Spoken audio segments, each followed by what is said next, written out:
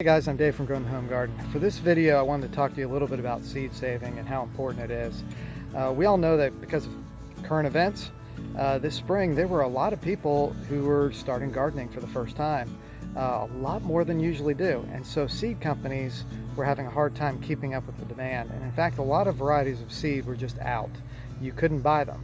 So I do recommend buy your seed earlier this coming year because there could be a bit of a seed shortage here and there. You don't know what until we're there, but do try to get ahead of things. But one way you can actually get ahead of things is to save the seed. And in this video, I'm going to show you several different plants that you can save seed from and grow next year. Commonly tomatoes, beans, peppers, all those are very easy to save.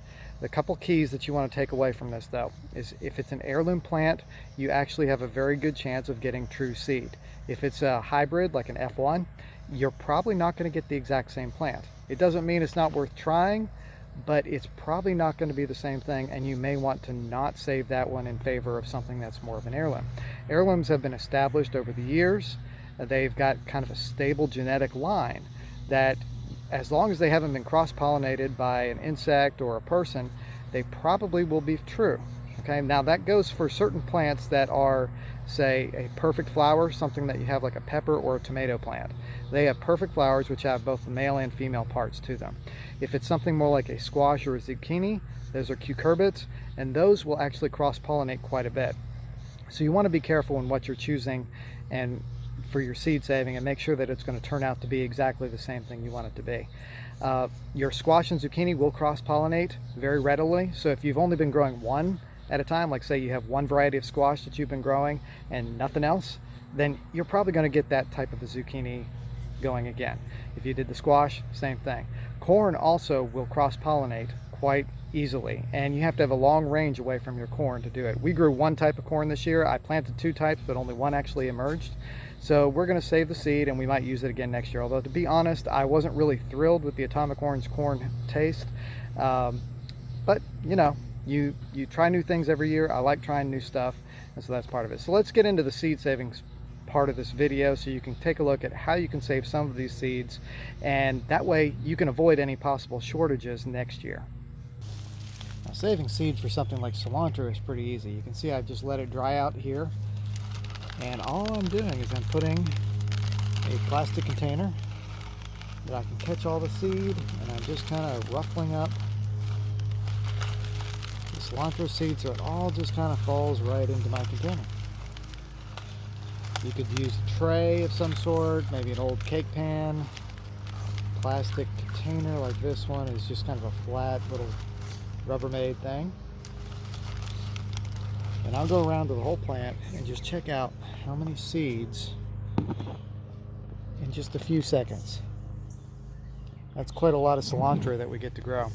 Now cilantro is one of those that you want to keep having a succession of sowing because it really likes to bolt when it's hot, so you want to keep it growing. But here in this case, we will save these for the winter time, and we'll have plenty of cilantro seed to keep on growing for winter and then into next year.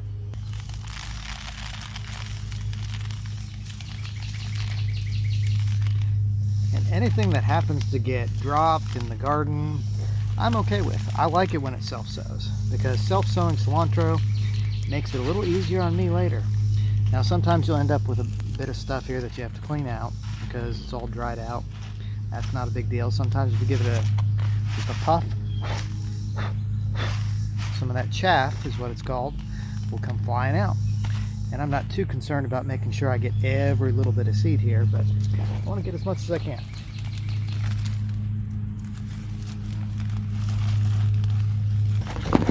So here is what we got in just a couple minutes. That's a lot of seed. Jalapenos do have true flowers, so it is entirely possible to get something, if you're doing an heirloom seed, to be exactly the same as what it was before. However, if it's been open pollinated, there is a chance it could have cross-pollinated with something nearby, which may or may not be a big deal to you. I would go ahead and try it anyway, and it's hopefully going to turn into something neat next year, if not at the same thing as what you had before. Now here, these are seeds of Paul Robeson tomato, which is a really delicious tomato I highly recommend you try. But you notice how that we've already cut this up and we've got some leftover seeds here. All we need to do is take those seeds, put them into a container with some water in it, kind of let some of this excess goo that's around the tomatoes get washed away. There's some people who will take a tomato and they will actually ferment them, which helps to reduce the growth inhibitors around those. I usually don't do that just because it's kind of a pain to mess with. And I've had pretty decent germination rates just by rinsing everything, getting it real good, nice and clean, and then taking it, letting them dry out, and then saving them for next year. I've not had any issue with the seeds germinating and things like that. But there's a traditional way to do it, which is using the fermentation. They'll typically take the tomatoes, put them into a jar, and then allow it to just start rotting. I guess an alternative to that is if you just got some old fruit from the garden, stuff that maybe you weren't planning to eat, that maybe had gotten a little overripe, and just let those rot a little bit and have them kind of in a little container of some sort. And then after they've rotted down a bit, you collect the seeds that are left over. And you can probably do that outside, although it will start to smell a whole lot like sour ketchup, which is kind of unpleasant. So here I've used just a old baby food jar that we've put some seed, and you can see there's quite a bit of goo in here, so we're going to thin that out by adding some water. So here you can see I've filled up the jar with some water, and we're thinning out the pulp so that some of those inhibitors get released from there. And we'll probably fill up the water cup 2 or 3 times at least to kind of reduce what's in there. The first time you might want to let it soak for a little bit. Second or third times you can go a little bit faster. So here you can see the tomato seeds after I've rinsed them several times. They're now on this paper towel to finish drying out, and then I'll put them away. You can still see some of the pulp around them, and some of them have a little bit more than others, but that won't be too big of an inhibitor in the spring because I've rinsed them out now. Later on, they should do just fine. They'll probably not go as quickly as, say, the fermentation route would do because those inhibitors have been removed, but this will work just fine for normal home gardening and starting seeds. You would probably want to do it the other route. If you were selling seeds as a business or something like that, you would want to be doing the fermentation route for sure. Let's suppose that you're wanting to save some squash seeds this year. Normally you don't want to let your squash get to this kind of shape and size. This is a yellow crookneck summer squash, and typically I would pick it when it's much younger than that, maybe about 6 inches long. This one here is probably about 10 to 12 inches long somewhere. But this is what you would pick, and this is what you would want if you're wanting to save the seed from it. So what you'll do is you'll go in, you'll have it like you would, say, a watermelon, and then you just harvest the seeds from the inside. Whatever's left over you could still probably cook into, say, zucchini bread or something like that, but you collect the seeds out of it and then you can save those for next year. Again, you want to let those dry out, and once they've dried out you can store them in, say, like a paper envelope, or if they've completely dried out you can put them into one of those little plastic coin type envelopes. The plastic, though, if it's not dried out, you could end up getting some mold issues into those, so make sure that your seeds have completely dried out. Another note about these squash seeds: if you grew more than one type of squash at the same time, it is highly possible that they cross-pollinated, whether it be with a zucchini or with a yellow squash. This particular one, I know for a fact, I didn't have anything else blooming right next to it that was a cucurbit, so this one probably will be true. That's no guarantee, because what if a bee had traveled from another person's garden and brought something into mine? Being open pollinated, that is a risk you take, and that's why seed companies are really good at doing these things. So if you're ever in doubt, try to order from a seed company, but if you want to experiment and try some on your own, go for it. Now you can see here, this is basil. This is a cinnamon basil that we have growing, and it's starting to flower. In fact, some of these flowers have already gone past that stage, and you can see that they're starting to form their seed pods.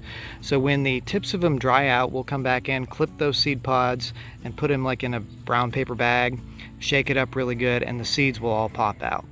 Now basil will cross-pollinate very easily with other types of basil, which is still cool because it all tastes really good if you're growing good kinds of basil. So what you see in front of you right now is our asparagus. As it grows out, it gets this really fine ferny foliage, Say that 5 times real fast. But it also will produce berries. Now the female plants will produce about 2 to 3 seeds inside of each one of them. And if you happen to be able to collect them, you can start asparagus from seed and increase your crops. Now it takes a while for asparagus to get established, so division is probably a faster method. But if you do allow it to go and you collect all that seed, that's a lot more plants that you can start from the beginning. So guys, I hope this video was helpful to you to get started with seeds and seed saving.